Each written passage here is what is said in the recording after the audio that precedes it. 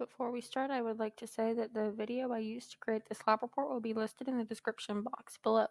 Lab 2, Dehydration of Ethanol by Catalytic to Generate Ethene Gas Law. Introduction. In this experiment, we will be using aluminum oxide to dehydrate ethanol in order to make ethene gas. This experiment is known as a catalytic dehydration. Research question. Can you create ethene by performing a catalytic dehydration? Hypothesis.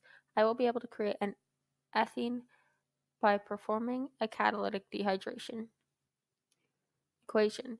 Ethanol, aluminum oxide, will result in water, ethene. Variables. Independent variables. Aluminum oxide, dependent variable. Ethanol. Controlled variable. Heat from the flame. Materials. Aluminum oxide, which is a catalyst. 2 test tubes, a blowtorch, or any type of flame. A Bunsen burner would also work. A rubber stopper with a glass tube, a tub of water, a pipette, rubber tubing, water, and 2 test tube holders. Safety notes.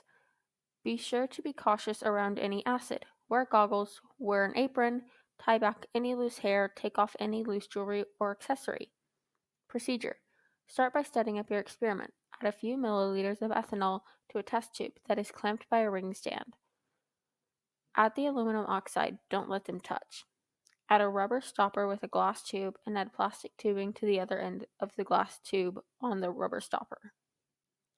Put the other end of the rubber tube in a tub of water. Next, fill a separate test tube with water inside the tub and flip it upside down, keeping the water trapped inside and securing it in place with a clamp. Make sure to leave enough room to put the plastic tubing up the test tube. 2.